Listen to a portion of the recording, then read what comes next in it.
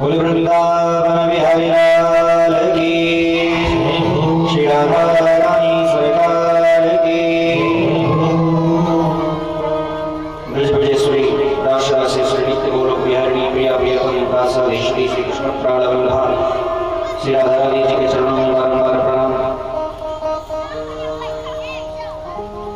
श्री कृष्ण के साक्षात सर्वमांगल्ये मूर्ति श्रीमद् भागवत महापुराण जी के चरणों में बारंबार प्रणाम। श्री सुखदेव जी महाराज एवं इस श्रीमद् भागवत महापुराण के प्रणयनकर्ता और वाचनकर्ता श्री व्यास जी महाराज एवं केशवपुत्र श्री सुखदेव जी महाराज जी के चरणों में बारंबार प्रणाम। समस्त गुरुजनों के चरणों में बारंबार प्रणाम एवं समझ पर विराजित संगीताचार्य वृंद, आचार्य वृंद, ब्राह्मण वृंद और हमारे इस कथा पंडाल में विराजमान समस्त श्रोता बंधु, माताओं बहनों के हृदय में विराजमान सभी श्री बांके बिहारी जी के चरणों में बारंबार प्रणाम। आप सभी को जय श्री राधे, जय श्री श्याम। आइए आज हम सभी का परम सौभाग्य है श्रीमद् भागवत महापुराण की दिव्य कथा अमृत का सप्ताह कथा का पालन करने के लिए हम सभी इस स्थान पर पधारे हैं। तो भगवान की विशेष कृपा हम सब पर हुई है। आज इस कथा के द्वितीय दिवस में प्रवेश करने से पूर्व पुष्पल श्री भगवान गोविंद के नारायण के चरणों में बारंबार प्रणाम करेंगे, पुष्पल भगवान नाम से कीर्तन करेंगे। तत्पश्चात हम सभी श्रीमद् भागवत महापुराण की पावन कथा में प्रवेश करेंगे। बोले वृंदावन बिहारी लाल की, जय राधे कृष्णा गोविंद गोपाल राधे माधव, राधे कृष्णा गोविंद गोपाल राधे माधव, राधे कृष्णा गोविंद गोपाल राधे माधव, राधे कृष्णा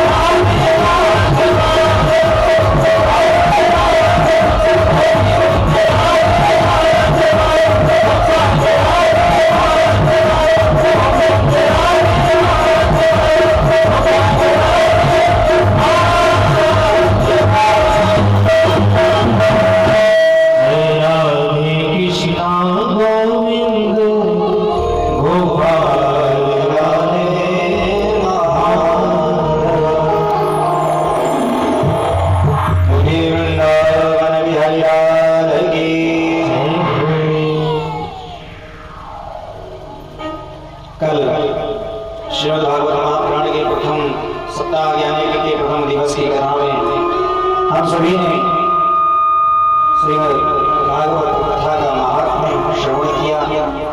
जाना हमने कि इस कथा को श्रवण करने से होता क्या है। इस कथा को जब हम श्रवण करेंगे तो हमारा कल्याण कैसे होगा। कल की कथा में हम सभी ने ये बात जान लिया। कथा को श्रवण करने की विधि क्या है ये भी हम जान लिया। किस विधि से कथा का श्रवण करें ये हम सभी ने कल की कथा में सुना।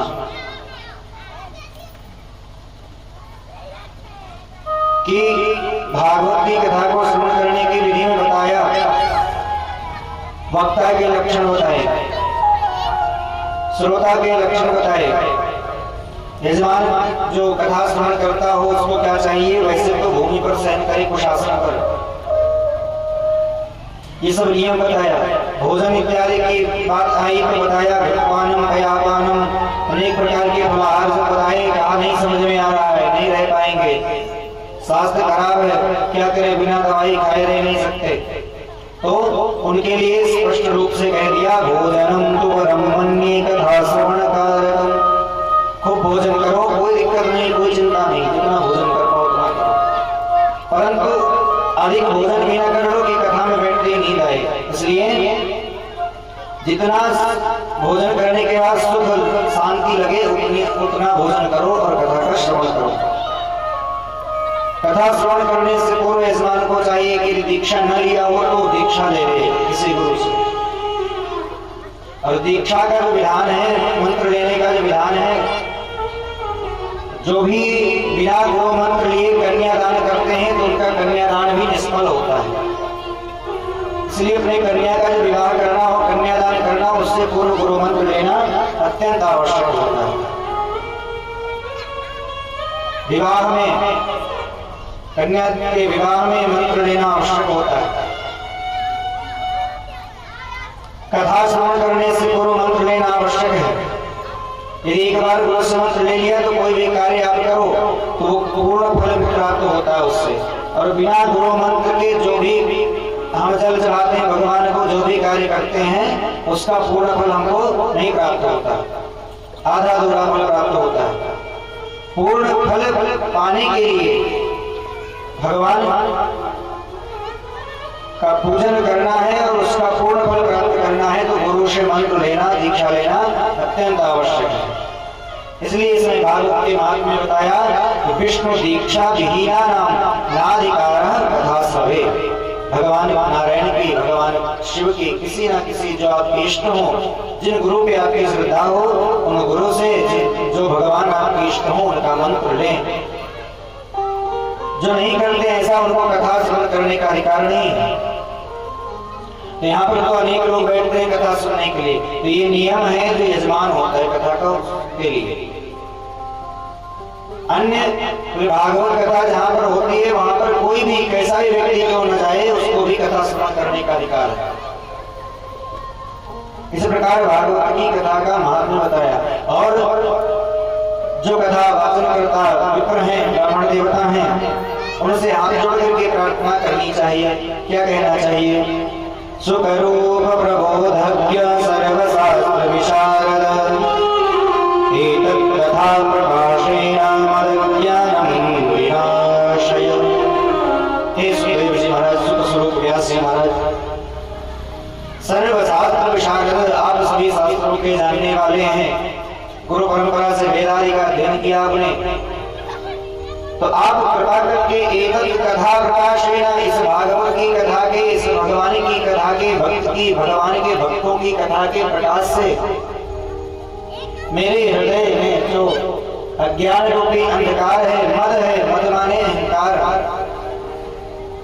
ये सब जो काम वासना अहंकार इससे भरा पड़ा है ना, इसको आप नष्ट कर दो।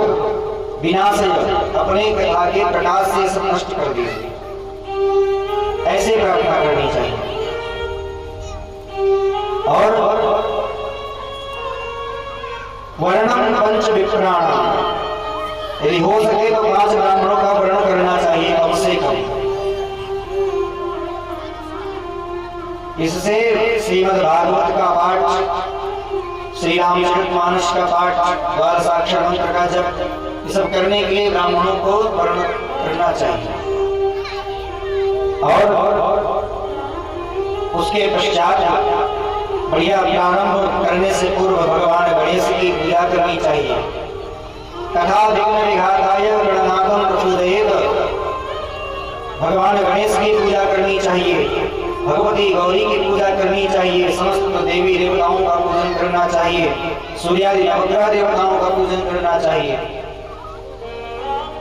भगवान शिव का, हनुमान जी महाराज का सबका पूजन करना चाहिए और भगवान की सुंदर कथा को श्रवण करना चाहिए। इस प्रकार से विधि बताई बोली भागवत भगवान की। इसके पश्चात श्रीमद् भागवत महापुराण के प्रथम स्कंद में प्रवेश किया। अभी तक जो कल हमने सुना है वो भागवत जी का महात्म्य था कि जिसको श्रवण करके हमारे हृदय में भक्ति ज्ञान वैराग्य तो विवेको बढ़ते, महान भक्ति ज्ञान वैराग्य जागृत होते हैं। हमारी बुद्धि जो है, जो मलिन है, उसके ऊपर जो माया का पर्दा पड़ा हुआ है, वो माया का पर्दा हट जाता है और माया का पर्दा हटने के बाद फिर भगवान के भजन के लिए हमारे नेत्र हमेशा के लिए खुल जाते हैं, दर्शन के लिए नेत्र खुल जाते हैं। बुद्धि हमारी जो मलिन है वो मलिन से शुद्ध हो जाती है और ज्ञान वैराग्य जागृत हो जाते हैं मन में। इस प्रकार से भक्ति और ज्ञान और वैराग्य को बढ़ाती है कथा, ये जाना हमने। और धुंधकारी को जाना कि कितना बड़ा भी पापी क्यों ना हो, जिसने पूरे जीवन पाप ही पाप किया हो, फिर भी वो कथा को सुने तो निश्चित ही मुक्त हो जाता है। ऐसे महात्म्य भागवत का प्रथम स्कंद में प्रवेश किया। जो तो प्रथम श्लोक में श्री व्यास जी महाराज ने प्रणाम किया, जो परम सत्य है, परमात्मा कैसे हैं वो भगवान, उसने किसी का नाम नहीं लिया। जन्माद्यस्य यतोऽन्वयादितरतश्चार्थेषु विघ्नः स्वराट्, तेने ब्रह्महृदाय आदिकवये मुह्यन्ति यः सूरयः, तेजो वारिमृदां यथा विनिमयो यद्यत्रिसर्गो मृषा, धाम्ना स्वेन सदा निरस्तकुहकं सत्यं परं धीमहि। भगवान कैसे बोले जन्माद्यस्य यतोऽन्वयादितरतः, कैसे बोले जन्माद् अस्य, जिनका जन्म हुआ और जन्मते ही अन्वयादितरतः अपने योग माया के द्वारा एक स्थान पर जन्मे और दूसरे स्थान पर चले गए। ऐसे भगवान और कैसे गए बोले अर्थेषु अभिज्ञः स्वराट्, बोले राजा जो है कंस उसके कारागार में है महाराज, और कारागार में बंदी बने हुए हैं वसुदेव जी और माता देवकी, बेड़ियां लगी हाथ पैर में, और भगवान जब प्रगटे तो सारे बंधन खुल गए। और जो कंस के पहरेदार थे उस जेल में, कारागार में, वो जान तक नहीं पाए, किसी को भनक तक नहीं लगने दिया। अर्थेषु अभिज्ञा, इस अवतार से भगवान के वो सब अभिज्ञ रह गए, जान नहीं पाए। और भगवान हैं कैसे, जिन्होंने जन्म लेते ही यहाँ से जन्म लिया कंस के कारागार में, वसुदेव जी के घर में, वसुदेव गृहे साक्षात भगवान पुरुषावतार, और पहुंच गए गोकुल नंद बाबा के यहाँ, और कोई जान नहीं पाया। क्यों बोले भगवान ये तो साधारण मनुष्य हैं जो पहरेदार हैं, उनको जानने की सामर्थ्यता बोले तेने ब्रह्म हृदय आदि कवे, जिनको जानने की सामर्थ्यता ब्रह्मादि देवता में नहीं। बड़े बड़े ऋषि मुनि हमेशा जतन करते रहते, तप करते रहते, जान नहीं पाते कि हैं कौन।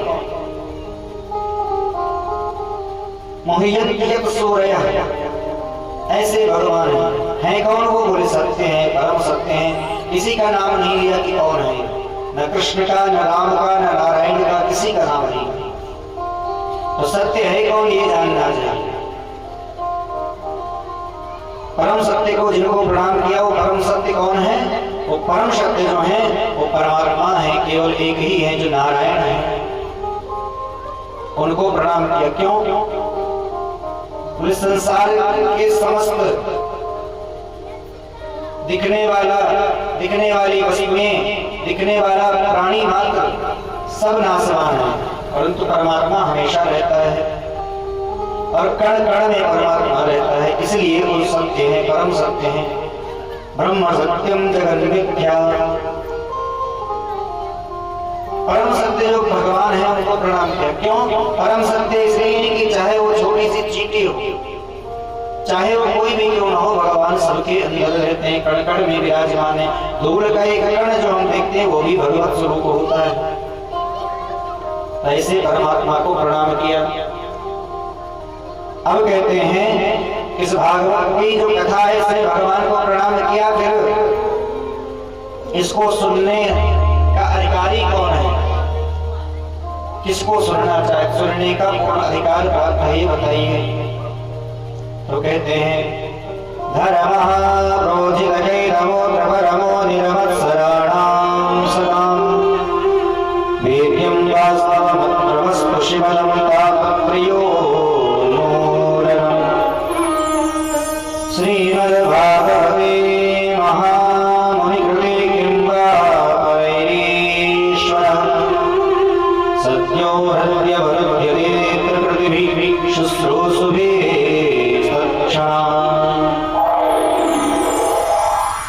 बोले जो धर्म को जानने वाला हो, कौन सा धर्म? बोले भगवत धर्म को। और निर्मत्सर होना चाहिए, जिसके मन में काम क्रोध लोभ मोह ईर्ष्या नहीं है, जो ईर्ष्या से रहित हो चुके हैं उनको अधिकार प्राप्त है। इस संसार का जीव अपने दुख से दुखी नहीं होता है, लेकिन दूसरे को सुखी नहीं देखना चाहता। जैसे देखा कि बगल वाले के घर में गाड़ी आ गई, इससे दुखी हो जाता है महाराज कि अरे देखो इसके घर में तो गाड़ी आगे के खड़ी हो गई, हमारे पास कुछ नहीं। और भगवान से कहता भगवान इसको आगे मत बढ़ने देना। तो ये होगी ईर्ष्या, मत्सर। तो ईर्ष्या जिनके मन में रहती है, हृदय में, वो कभी आगे नहीं बढ़ पाते और भगवान को भी नहीं पाते, और भगवान भी उनको स्वीकार नहीं करते। क्यों भगवान स्वीकार क्यों नहीं करते? क्योंकि जब मन में ईर्ष्या रहेगी, काम क्रोध भरा रहेगा, तो भक्ति हृदय में आएगी नहीं, और जब भक्ति नहीं आएगी तो बिना भक्ति के भगवान कहीं नहीं जाते। और भक्ति जिनके पास हो तो त्वया होतस्तु भगवान याति नीच गृहेषु। जिनके हृदय में भक्ति होती है तो भगवान नीच से नीच व्यक्ति के भी हृदय में विराजमान हो जाते हैं, घर में चले जाते हैं। शबरी भीलनी जाति की थी, उसके घर भगवान चले गए, तो भक्ति के कारण भगवान जाते हैं। इसलिए हृदय से ईर्ष्या को खत्म कर देना चाहिए, समाप्त कर देना चाहिए। जब ऐसा हो जाएगा तब होगा क्या? बोले सत्याग्रही अवरुद्धते पृथ्वी, भगवान आएंगे। और जब हमारे मन से ईर्ष्या कब खत्म होगी? ये ईर्ष्या हमारे मन से तभी खत्म होगी जब शुश्रूषुभिः, हम भगवान की कथा का श्रवण करेंगे। और श्रवण करेंगे जब, तो तत्क्षणात् उसी क्षण भगवान आएंगे और हृदय अवरुद्धते, अत्र माने यहाँ इस हृदय में अवरुद्ध हो जाएंगे। भगवान हमारे हृदय में आकर के विराजमान हो जाएंगे। तो कौन सी कथा सुनी जाए महाराज जिससे भगवान हमारे हृदय में विराजमान हो? तो कहा भागवत की कथा सुनो। ये कैसी कथा है भागवत की? कहते कथा का पान किया जाता है। कैसे? बोले कर्णपुटेन, कानों के जो कान है भगवान ने बनाया, दोने के समान बने कान, तमाम प्रकार से इसमें घुमा हुआ है। जैसे दोना होता है पत्तल वाला, तमाम उसमें 2-3 प्रकार के लगा करके फिर बांधते हैं ना। भगवान ने भी हमारे शरीर में कथा का पान करने के लिए कर्णपुट, कान का दोना बनाया। और इस कथा को बताया कि फल है। कैसा फल? निगमकल्पतरोर्गलितं फलं सुखमुखादमृतद्रवसंयुतं पिबत भागवतं रसमालयं वयं मुहुरहो रसिका भुवि भावुकाः। निगम कल्पतरोर्गलितं फलं वेद वेदांत का ये फल है, वेदों का सार है। सुखदेव जी महाराज के द्वारा चढ़ा हुआ सुंदर फल है। और ये ऐसे ही फल कहां से आया, कैसे भागवत जी की रचना भई, ये फल कहां से आया? बोले सबसे पहले भगवान नारायण ने इस कथा का श्रवण कराया ब्रह्मा जी को। ब्रह्मा जी ने इस फल को दिया नारद जी को। शिष्य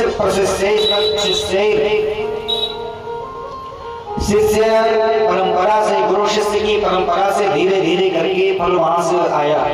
नारद जी ने व्यास जी महाराज जी को बताया और वेद व्यास जी महाराज जी ने लेखन किया इसका, और उसके पश्चात सुखदेव जी महाराज को प्रदान कर दिया। और सुखदेव जी महाराज के द्वारा हम सभी को श्रवण करने का अवसर प्राप्त हुआ। बोले सुखदेव जी महाराज की।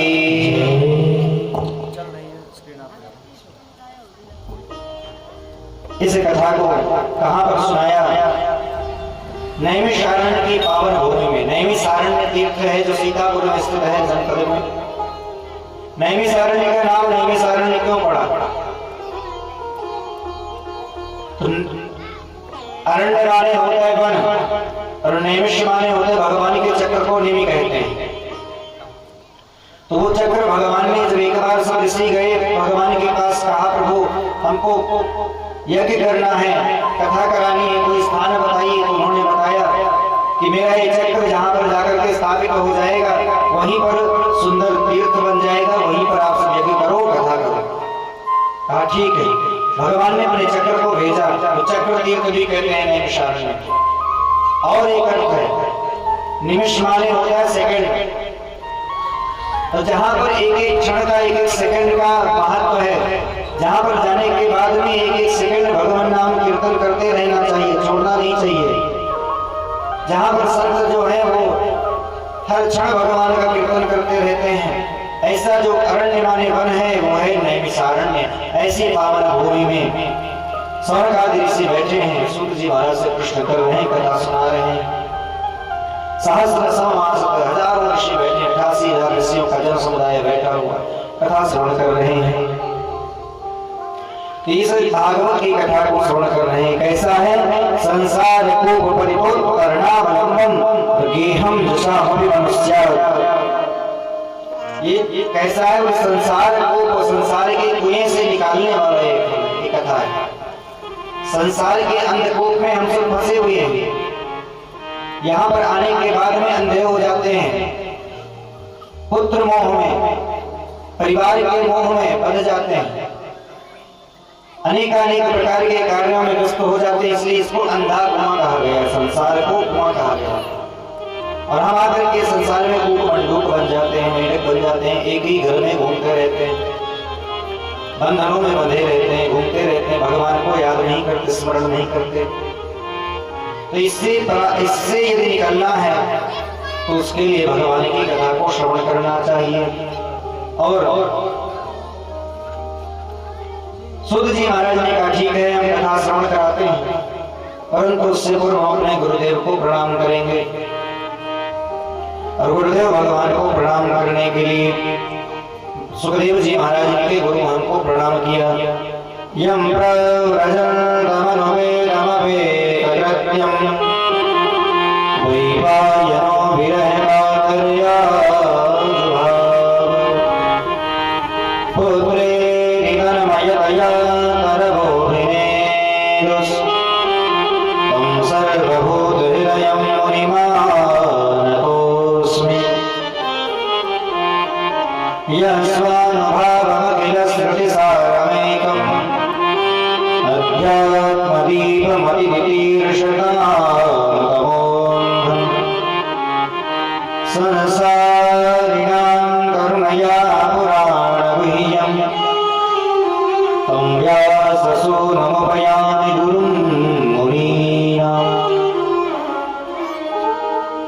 कैसे हैं सुखदेव जी महाराज वर्णन करते हुए कहते हैं कि जो अपनी माँ के गर्भ में 12 वर्ष तक रहे, विराजमान रहे गर्भ में, और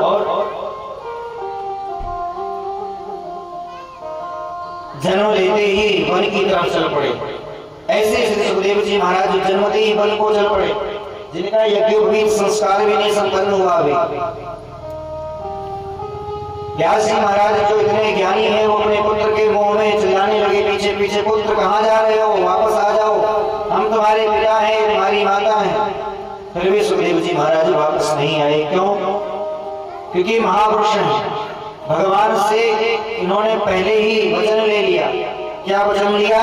कि जब मैं धराधाम पर गर्भ से निकलूंगा, धरती पर पैर रखूंगा, तब भी मेरे किसी भी मन में मेरे किसी भी प्रकार की पुत्र या पिता इस तरह के मोह से हमको कभी भी बांधना नहीं है। तभी हम धरती पर जाएंगे, तभी हम जन्म लेंगे। क्योंकि जब जैसे ही बालक का जन्म होता है और पृथ्वी पर उसका पैर लगता है महाराज, तो तुरंत वो जानने लगता है और धीरे धीरे बड़ा होता है तो बन जाता है, ये मेरी माता है, ये मेरी बुआ जी है, मेरी मौसी है। इस तरह के बंधन में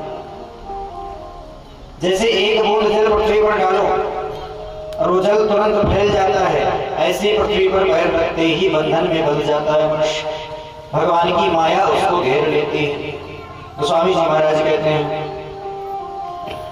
भूमि परत भाव गावर पानी, भूमि परत भाव गावर पानी, भूमि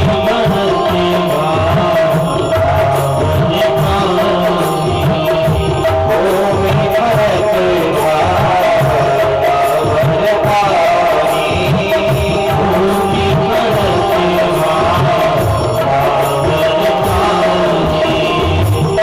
भूमि परत भाव गावर पानी।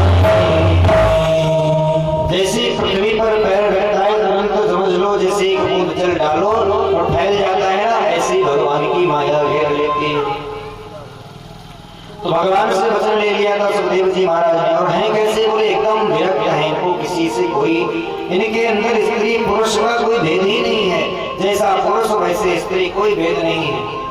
आगे आगे जा रहे हैं, यंग हैं, युवा हैं, भी जा रहे हैं। स्त्रियां नदी में निर्वस्त्र होकर के स्नान कर रही हैं। इनको देख करके किसी ने वस्त्र नहीं पहना। क्यों? क्योंकि जानती कि इनके अंदर कभी स्त्री पुरुष का कोई भेद ही नहीं। और जब व्यास जी महाराज को देखा तो तुरंत वस्त्र धारण कर लिया। तो व्यास जी महाराज समझ गए कि हो ना हो मेरा पुत्र कोई साधारण बालक नहीं है, ये भगवत अवतार ही है। और व्यास जी महाराज वापस चले आए। ये सुखदेव जी महाराज है कौन? इनका जन्म 12 वर्ष के बाद क्यों हुआ? इनकी कथा सुनाते हैं। इन्होंने अमर कथा सुन ली। कौशिकी संहिता में कहते हैं कि भागवत कथा ही अमर कथा है। एक बार भगवान शिव ध्यान मग्न बैठे हुए थे। माता पार्वती बैठी थी, श्रृंगार कर रही थी, बढ़िया बालों को, अपने केश को बांध रही थी, और जो भी माला इत्यादि आभूषण धारण करना था धारण कर रही थी, मेकअप कर रही थी। और भगवान शिव एकदम बढ़िया ध्यान है, बैठे थे समाधिस्थ होकर के, और अपने इष्ट, भगवान शिव के इष्ट कौन? राम भगवान नारायण है, और भगवान नारायण के इष्ट भगवान शिव है। भगवान शिव उनका ध्यान कर रहे थे, समाधिस्थ थे। नारद जी महाराज पहुंचे, वीणा लेकर के नारायण नारायण करते हुए गाते हुए पहुंच गए। इनका काम था, जहां देखा कुछ दिन भगवान के यहाँ भी शांति है, पहुंच गए। पहुंच जाते थे झगड़ा लगवाने। पहुंचे नारद जी, कहा माता जी बड़ा सुंदर श्रृंगार कर रही हैं आप। प्रणाम किया, माता जी ने कहा, आशीर्वाद दिया। माता जी ने पूछा कहो नारद बेटा कैसे आना होगा। नारद जी ने कहा कुछ नहीं, मैंने सोचा चल करके आशीर्वाद लेने। पर मैया एक बात बताओ कि ये जो भोलेनाथ है आप जिनके लिए इतना सजती हैं, श्रृंगार करती हैं, ये आपसे कितना प्रेम करते हैं। तो माता पार्वती ने कहा कि कोई पत्नी कभी ये बता ही नहीं सकती कि उसका पति उससे कितना प्रेम करता है, और ये सब बातें बताने वाली नहीं होती। तो नारद जी ने कहा देखिए भैया, मैं इसलिए नहीं पूछ रहा हूँ कि आप बताइए, आपसे प्रेम करते होंगे तो आपको सारी बातें भी बताते होंगे। तो माता ने कहा हाँ बिल्कुल बताते हैं। नारद जी ने कहा मेरे मन में एक शंका है। कौन सी शंका? नारद जी ने कहा ये जो भोलेनाथ के गले में मुंडों की माला पहनते हैं ना, ये मुंडों की माला किसकी, किसके मुंड है, किसके मुंडों की माला को धारण करते हैं हमको पता नहीं है, और आप उनकी धर्मपत्नी है, आप सब जानती होंगी, आप बताइए। अब तो माता पार्वती ने विचार किया कि इस बात को तो हमें भी आज नहीं बताया। तो माता जी कहाँ बढ़िया सुंदर श्रृंगार कर रही थी, सारा सामान रख दिया किनारे और श्रृंगार जो किया था उसको भी उतार दिया और जाकर के चुपचाप एकांत में बैठ गए। कुछ समय व्यतीत हुआ, भगवान भोलेनाथ ने विचार किया कि देखें हमारी देवी क्या कर रही है। समाधि से जब जागे भोलेनाथ ने देखा कि ना तो कोई श्रृंगार है और मुख मलिन है, चिंतित बैठी हुई। भोलेनाथ ने पूछा देवी क्या हुआ? तो माता पार्वती ने कहा कि आप मुझसे प्रेम नहीं करते। भोलेनाथ ने कहा ऐसा किसने कहा तुमसे, क्या हुआ बताओ। तो भोलेनाथ से पूछा कि आप मुझसे प्रेम करते हैं तो सारी बातें बताते हैं। बोले हाँ। तो कहा अच्छा, आज तक आपने ये क्यों नहीं बताया कि जो गले में आपके मुंडों की माला है ये किसकी है? तो भोलेनाथ ने कहा कि इतनी सी बात के लिए रुष्ट होकर के बैठी हो, ऐसे पूछ लेते तो हम बता देते, पर हर बात नहीं याद रहती, नहीं बता पाए। भगवती ने कहा कि बताइए। उन्होंने कहा ये जो मुंडों की माला है ये आपके ही मुंडों की माला है। तो माता पार्वती ने कहा मैं तो सामने बैठी हूँ, मेरे मुंड की माला कैसे धारण कर लिया?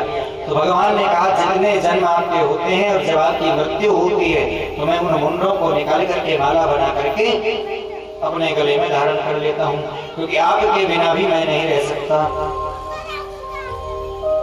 तो माता पार्वती ने कहा आपका जन्म और मृत्यु नहीं होती? उन्होंने कहा बिल्कुल नहीं। क्यों? बोले हमको अमर कथा प्राप्त है। अमर कथा कैसी?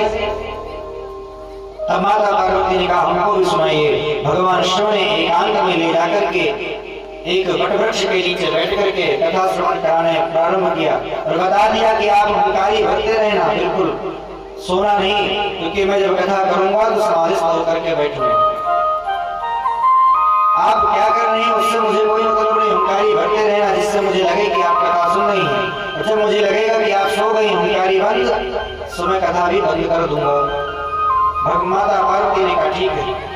कथा सुनाने लगे और उसी वृक्ष पर ऊपर घोंसला था, उसी में सुख का अंडा जो है था, सुख शावक था, छोटा सा अंडा जो था वो कथा सुनते सुनते कथा को रसायन प्राप्त करते करते फूटा।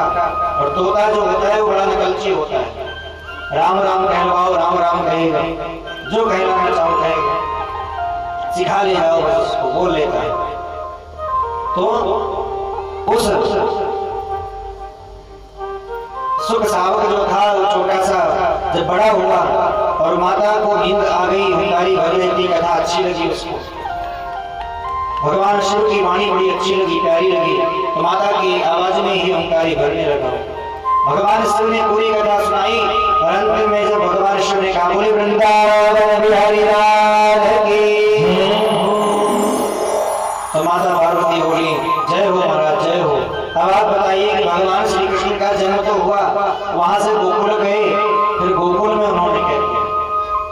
तो भगवान शिव ने कहा फिर कथा नहीं सुनी आपने, तो रामायण खत्म हो गए, पूछ रहे रावण कौन है? तो आपने कथा नहीं सुना तो हुंकारी कौन भर रहा था? देखा पीछे वो सुख शावक था, भगवान शिव ने त्रिशूल का प्रहार करना चाहा, उड़ गया, भगवान शिव त्रिशूल लेकर के पीछे पीछे भागने लगे। और वेदव्यास जी महाराज की पत्नी जो विधवा है बैठी हुई केश संवार रही थी, जमाई आई, मुख खुला, मुख के द्वारा वो सुख शावक गर्भ में प्रविष्ट हो गया। वेदव्यास जी महाराज ने सुखदेव को देखा, प्रणाम किया। महाराज आज जाने क्रोध में कहां चले आ रहे हैं?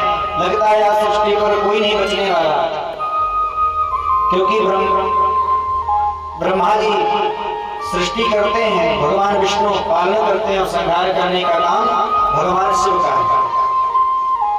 इसलिए व्यास जी महाराज ने पूछा कि बताइए कहां जा रहे हैं इतने क्रोधित होकर के? बोले अपनी पत्नी से कह दो शुक सावक को गर्भ से निकाल दे, मैं उसको मार दूंगा, क्योंकि उसने चुपके से कथा सुन ली, अमर कथा। कहा भोलेनाथ आप बहुत भोले वाले हैं, पहले तो अमर कथा सुनाते फिर कहते हैं अमर कथा सुनने के बाद हम मार देंगे। भला कोई अमर कथा सुनने के बाद मरता है? भोलेनाथ को समझ में आ गया। भोलेनाथ ने कहा जो पीछे बैठ करके कथा कभी नहीं सुननी चाहिए। तो सुखदेव जी महाराज वही हैं जिन्होंने अमर कथा का भी श्रवण कर रखा है, और वही सुखदेव जी महाराज विरक्त हैं, जन्म लिया व्यास जी महाराज के धर्मपत्नी के गर्भ से, और जन्मते ही वहीं को चल पड़े। ऐसे सुखदेव जी महाराज हैं जिनके अंदर कोई भी विकार नहीं, कोई वासना नहीं, कोई कामना नहीं है, केवल एक ही कार्य भगवान का नाम स्मरण करते रहना। ऐसे सुखदेव जी महाराज को प्रणाम किया। बोले सुखदेव जी महाराज के। इसके पश्चात सुख जी महाराज ने कथा श्रवण कराना प्रारंभ किया। सवै पुंसां करो धर्मो यतो भक्तिरधोक्षते अहितुक्य प्रतिहताय आत्मासं प्रसीदति। भगवान की भक्ति करना चाहिए, अहेत की भक्ति होनी चाहिए, और जो कथा सुनता है उसके मन में ज्ञान वैराग्य जागृत नहीं होते तो नोत्पाद यदि श्रमय वही केवलम, जो श्रद्धा से भक्ति से कथा नहीं सुनते समझ लो उनका कथा सुनना केवल श्रम मात्र है। मेहनत करते रहो और फल न मिले, इस यही मात्र समझ लो श्रम मात्र है केवल। और कथा जब सुनता है जीव तो होता क्या? भिद्यते हृदयं सर्व संशयाः क्षीयन्ते चास्य कर्माणि दृष्ट एव मनीश्वरे। हृदय में जो हमारे मोह की ग्रंथि है वो खुल जाती है, भगवान के भजन की ग्रंथि बन जाती है और भगवान हमारे हृदय में विराजमान हो जाते। बोले भक्तवत्सल भगवान की। इसके पश्चात भगवान तो 6 प्रश्न किया राजा परीक्षित ने सुखदेव जी महाराज से। 6 प्रश्नों में उन्होंने कहा किम श्रेयः शास्त्र सारः का स्वागत प्रयोजनम किम कर्म केवलाश्च धर्मांकं शरणं गतः। हे प्रभु बताइए किम श्रेयः शास्त्र सारः।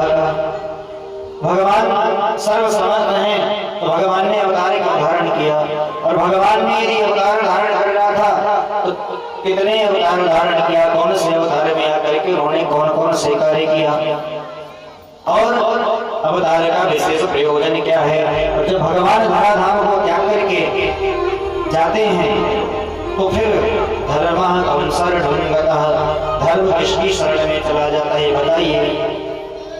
तब सुखदेव जी महाराज ने 6 प्रश्नों का उत्तर दिया श्रीमद् भागवत महापुराण की कथा को श्रवण करा के। जिस श्रीमद् भागवत महापुराण में 18,000 श्लोक हैं, 335 अध्याय हैं और 12 स्कंद हैं। ऐसे दिव्य उपनिषद प्राण का वाचन करके श्रवण कराया। सर्वप्रथम अवतारों का वर्णन किया। 24 अवतार हुए भगवान के।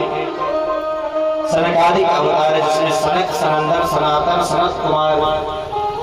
दूसरा अवतार शूकर का, तीसरा नारद का अवतार, चौथा नर नारायण, पांचवा कपिल देव, छठा दत्तात्रेय, सातवां यज्ञ भगवान, आठवां ऋषभ देव, नौवां पृथु अवतार, 10वां मत्स्यावतार, 11वां कच्छपावतार, 12वां धनवंतरी अवतार, 13वां मोहिनी अवतार, 14वां नरसिंह अवतार, 15वां वामन अवतार और 16वां परशुराम जी का अवतार, 17वां व्यास जी का अवतार, 18वां राम, ऐसे बलराम, कृष्ण, बुद्ध, हंस, ग्रीव, कल्कि करके 24 अवतार भगवान के हुए।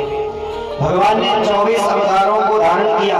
सनकादिक को जब अवतार जब धारण किया सनकादिक ने तो उन्होंने मना कर दिया, सृष्टि नहीं करेंगे। और सनकादिक जो हैं इन्होंने भगवान के भजन करने का कार्य संभाल लिया और सदा सर्वदा भगवान का भजन कीर्तन गाने लगे, करने लगे। और भगवान श्री राम का अवतार लिया और भगवान श्री कृष्ण का अवतार लिया। भगवान श्री राम मर्यादा पुरुषोत्तम बन करके आए, मर्यादा में रह करके उन्होंने भगवान श्री राम ने मर्यादा सिखाई और भगवान श्री कृष्ण ने आकर के अपने भक्तों के ऊपर विशेष कृपा किया। जो संत थे, जो चाहते थे, भगवान श्री राम ने जब अवतार लिया सब चाहते थे कि ये हमको मिल जाए, जो वहां पर मिथिला में जो स्त्रियां थी चाहती थी हमको मिल जाए, परंतु वो भगवान श्री राम जो थे मर्यादित थे, उन्होंने वचन लिया था कि एक पत्नी व्रतधारी। तो भगवान श्री कृष्ण ने उन संतों की, उन स्त्रियों की इच्छा को पूर्ण करने के लिए कृष्णावतार में 64 कलाओं से युक्त होकर के पूर्ण अवतार धारण किया। एते चांस कला पुंसा कृष्णस्तु भगवान स्वयं। ऐसे भगवान श्री कृष्ण ने जन्म लिया, अवतरित हुए। बोले कृष्ण भगवान की। और भागवत की रचना कैसे हुई? तो वेदव्यास महाराज ने चारों वेद सबको विभाजन कर दिया, वेदों को 4 भाग में विभाजन किया। भगवान की कथाओं का 17 पुराणों में गायन किया, 6 शास्त्रों को बनाया, 18 उपनिषद ऐसे उन्होंने बना दिया, फिर भी मन को शांति नहीं मिली। तो भागवत जी की रचना करने का उन्होंने मन में पहले कोई विचार नहीं आया, चिंतित बैठे थे। नारद जी ने आकर के बताया कि तुम चिंतित मत हो और आपने जितने पुराण लिखा, मत्स्य पुराण, वामन पुराण, जितने पुराण लिखा, वामन पुराण में सब कुछ वामन भगवान ने ही कर दिया, ऐसे आपने लिखा। तो आप ऐसा करो कि अब एक ऐसा पुराण की रचना करो जिसमें सारे शास्त्रों का, सारे वेदों का, सारे पुराणों का निचोड़ हो और भगवान की बाल लीला का वर्णन हो, ऐसे पुराण की रचना करो। तब श्रीमद् भागवत महापुराण की रचना किया। और बड़े चिंतित थे, नारद जी ने अपने पूर्व जन्म की कथा सुनाया कि मैं पूर्व जन्म में दासी पुत्र था, लेकिन भगवान की कृपा से भगवान के नाम का जप करते करते हमको ब्रह्मा जी का मानस पुत्र बनने का अवसर प्राप्त हुआ। और आज भगवान के वैकुंठ धाम जहाँ कोई नहीं जा पाता, वहां तक मैं स्वयं सशरीर चला जाता हूँ। इसलिए आप चिंता मत करो और भागवत की रचना करो भगवान का ध्यान करके। ऐसा कह करके नारद जी बढ़िया भजन गाते हुए वहां से चले गए, नारायण नारायण नाम का संकीर्तन करते हुए चले गए। वृंदावन बिहारी लाल की श्रीमन्नारायण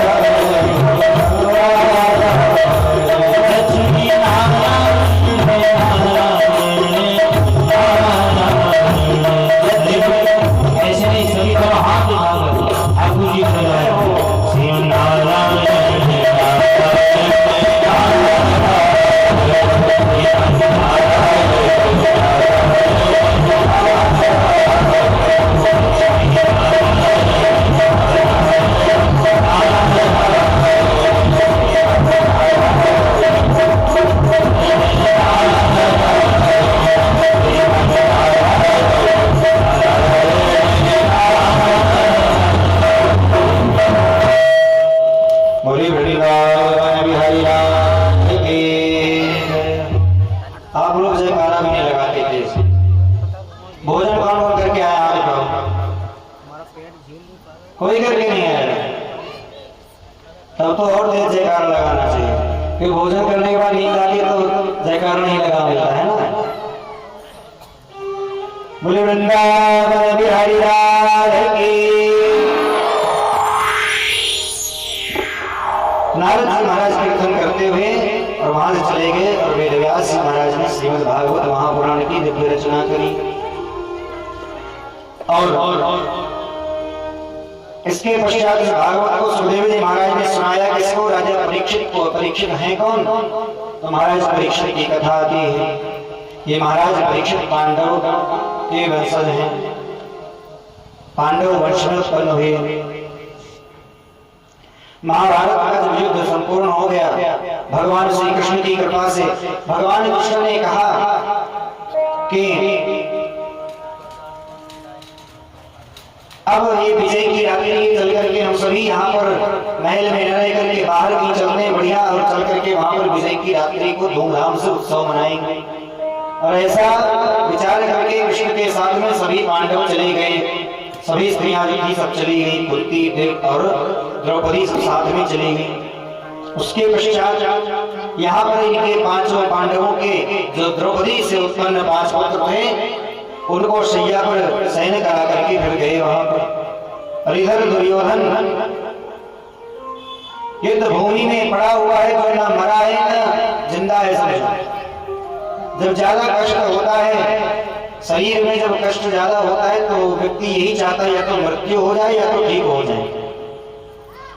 न मर पा रहा है न जी पा रहा है। मर इसलिए नहीं रहा, ये विश्व श्राप था कि जब सुख और दुख दोनों एक साथ होंगे तभी तुम्हारी मृत्यु होगी। इसलिए इसकी मृत्यु नहीं हो रही। तो ठीक है होगा नहीं, क्योंकि युद्ध भूमि में पड़ा है, कोई इसको वैद्य वहां पर इलाज करने के लिए तैयार नहीं। तो वहां पर पड़ा है, उसने विचार किया मन में कि मैंने पितामह भीष्म और मैंने गुरु द्रोणाचार्य पर विश्वास किया, फिर भी युद्ध नहीं जीत पाए, क्या करें? तो तब तक इसे दुर्योधन के पास अश्वत्थामा आया। अश्वत्थामा ने आकर के कहा, मित्र मैंने पहले कहा था तुमने मुझे सेनापति बनाया होता तो आज ये युद्ध जो तुम हारे हो कभी नहीं हारते। क्यों? ऐसा क्यों? अश्वत्थामा इस युद्ध को जिता देते क्या? अश्वत्थामा इस युद्ध को जिता नहीं पाते, परंतु कह रहे हैं कि आपने सेनापति किसको बनाया? सेनापति बनाया आपने उसको जो पांडव के पक्ष में, जैसे पितामह भीष्म शुरू से ही प्रारंभ से ही पांडवों को ज्यादा मानते थे। रही बात गुरु द्रोण की, तो उन्होंने तो वचन दे दिया कि अर्जुन से बड़ा धनुर्धर मैं किसी को बनने नहीं दूंगा। एकलव्य जो अर्जुन से बड़ा धनुर्धर बन गया, उसका अंगूठा दाहिने हाथ का दान में ले लिया कि अर्जुन से बड़ा धनुर्धर कोई होना नहीं चाहिए। तो फिर वो भला तुम्हें युद्ध कैसे जिताते? जिस गुरु ने अपने शिष्य को वरदान दिया हो, वचन दिया हो कि तुमसे बड़ा धनुर्धर किसी को नहीं बनने दूंगा, वो गुरु अपने ही उस शिष्य को कैसे परास्त करेगा? कर्ण को बनाया, कर्ण भी उनका भाई था पांडव, फिर भी उसने युद्ध किया, लेकिन कोई भी ये जानते हुए अपने भाई का वध नहीं करेगा। इसलिए तुमने हमें सेनापति नहीं बनाया। तो दुर्योधन ने कहा, मित्र जब तक राजा जिंदा होता है तब तक वो युद्ध हारा हुआ नहीं माना जाता, इसलिए चिंता मत करो, मैं अपने रक्त से तुम्हारा तिलक करता हूँ। तिलक कर दिया, जाओ जाकर के तुम पांडवों का सिर लेकर के ला करके हमको दे दो। अभी चल पड़ा वहां से। अब विचार कर रहे जिन पांडवों को कौरव नहीं परास्त कर सके, अक्षौहिणी लाखों करोड़ों अक्षौहिणी सेना ने नहीं परास्त किया, वो फिर हमसे कैसे परास्त होंगे वो पांचों पांडव? तब इसने एकाको लोक न्याय से विचार किया, जाते हैं रात्रि में सोए हुए होंगे और सबके सिर काट करके ले आऊंगा। जैसे उल्लू जो होता है उसको दिन में नहीं दिखता, रात्रि में दिखता है, और कौवा जो होते हैं वो सब सहन करते, उनके बच्चे होते हैं छोटे छोटे, उल्लू आकर के रात्रि में सहन किए हुए शिव को खा जाता है। तो इसने सोचा सोते हुए में किसी को मार देंगे, जान भी नहीं पाएगा और अपना काम भी हो जाएगा। और जब दुर्योधन राजा बन जाएगा तो फिर समझ लो दुर्योधन के राजा बनती आधा राज्य मेरा। ये अश्वत्थामा गुरु द्रोण का पुत्र है। चल पड़ा गया, देखा सैया पर 5 युवक जो हैं विराजमान हैं, शयन कर रहे हैं। इसने ये नहीं देखा कि पांडव हैं कि पांडव पुत्र हैं। इसने तलवार निकाली, तलवार निकाल करके एक एक करके 5 का सिर काट करके एक कपड़े में बांध करके रख लिया। टपकता हुआ धक्का लेकर के पहुंचा दुर्योधन के पास। दुर्योधन से कहा, मित्र तुमने मुझसे कहा था कि केवल भीम का सिर ला करके दो। अरे मित्र तुमने मुझे सेनापति बनाया था, बड़े गर्व से कह रहा है, और मैंने देखो एक तो क्या 5 के 5 पांडवों का सिर काट लिया और तुम्हारे चरणों में ला करके रख लिया। अब तुम्हीं के साथ जो करना चाहो कर लो। कहा ठीक है। जैसे देखा का भीम का सिर ला करके दो। इसमें जो भीम के जैसा दिखने वाला पुत्र था उसका सिर निकाल करके दिया। दुर्योधन ने जैसे सिर को दबाया तुरंत फूट गया। कह दिया ये भीम का सिर नहीं है। देखा जिस भीम के सिर पर हजारों गदे के प्रहार से एक भी बाल मात्र नहीं हुआ, उसका सिर हल्का मसल देने से फूट कैसे सकता है। समझ गया। देखा इसने, इसको बड़ी चिंता हो गई कि पांडव वंश में, कौरव वंश में कोई पानी देने वाला नहीं बचा। और इसको दुख इस बात का था कि मैं युद्ध से परास्त हो गया। इसको खुशी इस बात की हुई पांडवों के सिर आए हैं, और दुखी इस बात से हुआ कि हमारे कुल में कोई जल देने वाला नहीं बचा। तो इसने इसी सुख और दुख को साथ करके इसका भी प्राणार्थ हो गया। गोविंदाय नमो नमः हो गया। बोले भक्तवत्सल भगवान की। और उधर जब ये सब प्रातः काल लौटे, विजय रात्रि जब मनाने गए थे, उत्सव मनाने गए थे, उत्सव मना करके लौटे तो माता द्रौपदी देखती रुदन करने लगती। माता शिशूनां निधनं सुतानां निशम्य घोरं परितप्यमाना तदा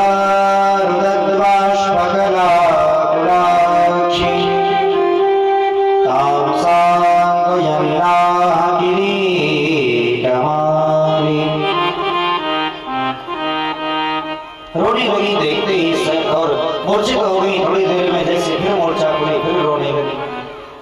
अर्जुन ने तुरंत प्रण ले लिया। क्या तदा सृष्टे प्रणजामि भद्रे, हे देवी तुम चिंता मत करो बिल्कुल भी। जिसने भी तुम्हारे पराक्रम में तुम्हारे पुत्रों को मारा है, निश्चित मैं तुम्हें वचन देता हूँ आज ही सूर्यास्त से पूर्व उसके प्राणों को मैं हरण कर लूं। अपने गांडीव धनुष को उठा करके तुरंत प्रतिज्ञा कर ली। भगवान श्री कृष्ण से कहा कि रथ घुमाओ, लेकर के चलो। भगवान श्री कृष्ण जो इनके सारथी थे, मित्र थे, रथ लेकर के चल पड़े। गए और भगवान ने बताया, अश्वत्थामा को पकड़ करके लाए।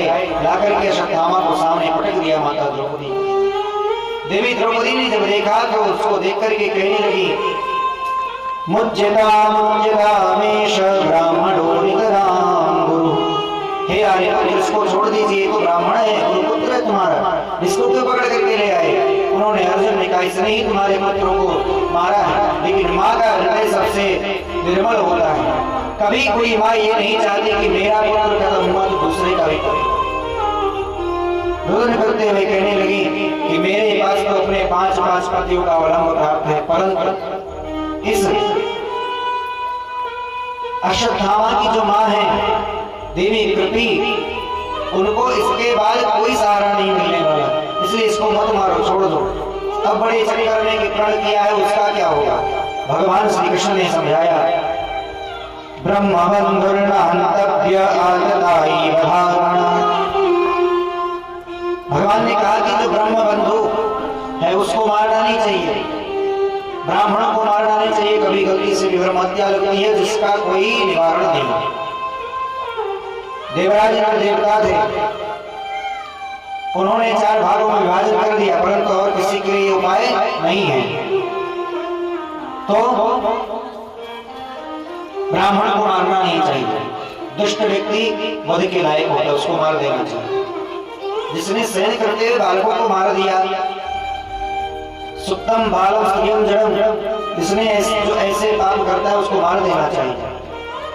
इसलिए ये ब्राह्मण है तो इसको मारो नहीं, इसका भरी सभा में अपमान करके इसको विदा कर दो, धक्के मार करके शिविर से बाहर निकाल दो। उसकी मणि को अर्जुन ने छीन लिया और उसको धक्के मार के बाहर निकाल दिया।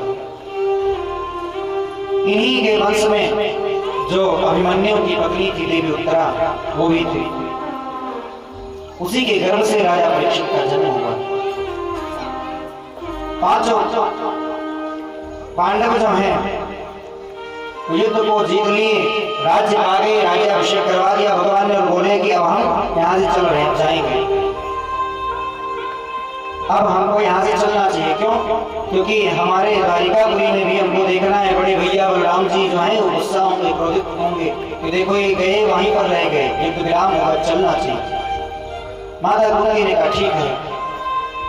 आज भगवान जाने के लिए होते हैं, रथ तैयार हो गया, रथ पे चढ़ने जा रहे हैं, तब तक देवी उत्तरा भागती भागती आई और कहने लगी पाहि पाहि महायोगिन देव देव जगतपते, हे प्रभु हमारी रक्षा करो। क्यों? नान्यं तद भयं निश्चय यत्र मृत्यु परस्परम, प्रभु आप मेरी रक्षा करो, मेरे गर्भ की रक्षा करो। मुझे ऐसा लग रहा है कि मेरे गर्भ को कोई नष्ट कर देगा। कौन था वो नष्ट करने वाला? अश्वत्थामा जो गया तो अश्वत्थामा ने क्रोध में आकर के ब्रह्मास्त्र चला दिया गर्भ नष्ट करने के लिए। भगवान ने ध्यान लगा करके देखा, अंगुष्ठ रूप धारण करके भगवान गर्भ में प्रविष्ट हुए और प्रविष्ट होकर के महाराज परीक्षित जो गर्भ में छोटे से बालक थे उनकी रक्षा किया। अब उनकी माता जो है उन्होंने कहा कि आपने मेरे सारे दुख में साथ दिया और जब हमारे ऊपर सुख आया तो अचल पड़े। तो ऐसा सुख हमको नहीं चाहिए जिसमें भगवान से हमको विमुख होना पड़े। और देवी कुंती ने स्तुति करी और देवी उत्तरा भी भगवान से स्तुति करती हुई कहती हैं। देवी कुंती ने कहा कि प्रभु आज आप हमको कुछ मांगने दो।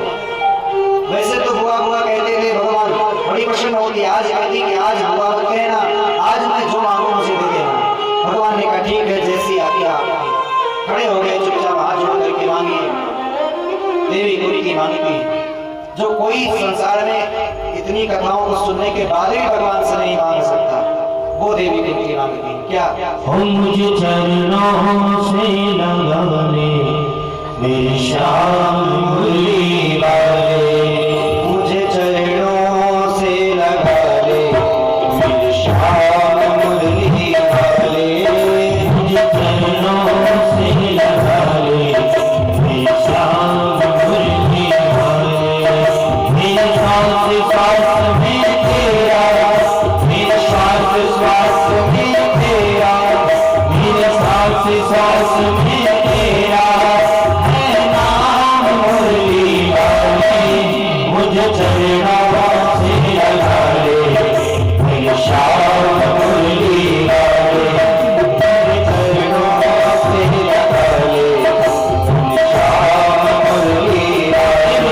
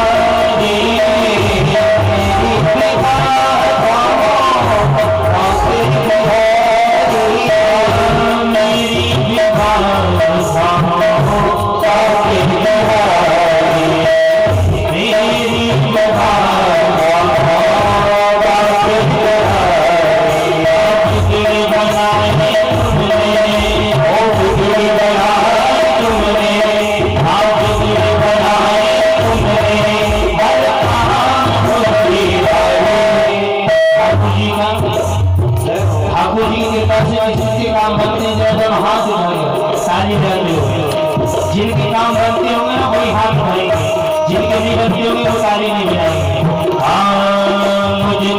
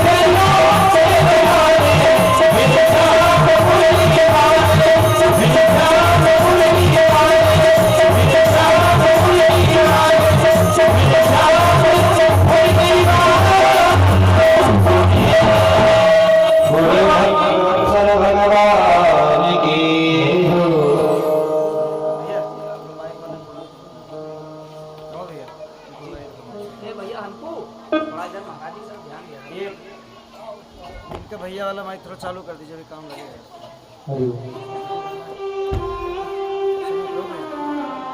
स्टार्ट कर चालू कर देंगे,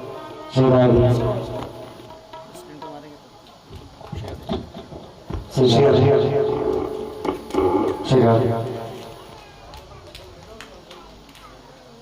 भगवती